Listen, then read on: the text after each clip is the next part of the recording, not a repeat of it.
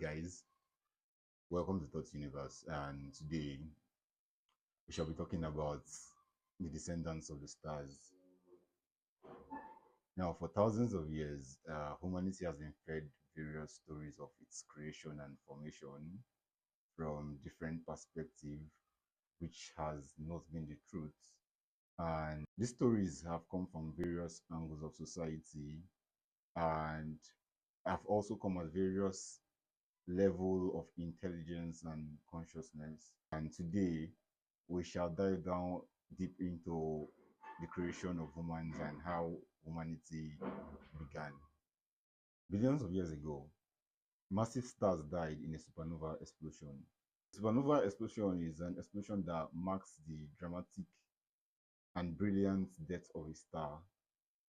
Now, this happens when a star has run out of fuel or out of its core, and so it explodes and dies. The supernova explosion can also happen when a white dwarf star gains so much mass from its companion.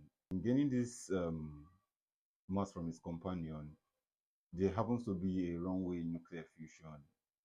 And when this fusion happens, there is a release of immense energy and an explosion. And so in this release of the immense energy and explosion, in fact, the explosion happens to be the brightest that happens, and it overshadows the galaxy as at that point. And in this explosion, there happens to be the scattering of other elements, and this is how things get formed.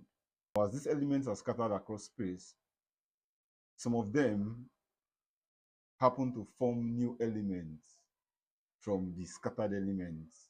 It is in the breakdown, forming, converting, and materializing of these elements that we're able to have a physical form of what we call matter. So let's not forget that this physical form is a materialization of these elements that were formed via nuclear fusion. And if we are to break down the elements from a stardust, or a stardust has carbon, it has oxygen, it has nitrogen, it has iron, it has calcium, and so many other elements. And these are a couple of elements that you can find in the human body according to scientific research. Now, when you understand this, you get to understand that the universe converts into stars, and stars into humans, and humans into stories who are trying to remember their roots and where they come from.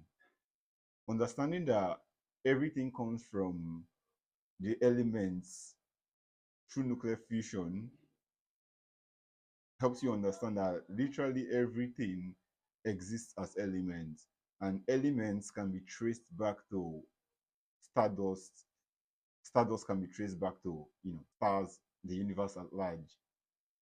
According to and across many traditions, especially African cosmology, which is the bedrock of majority of things and where everything stems from, the humans are seen as a bridge between the earth and the sky, and are originally seen to have descended from the sky people.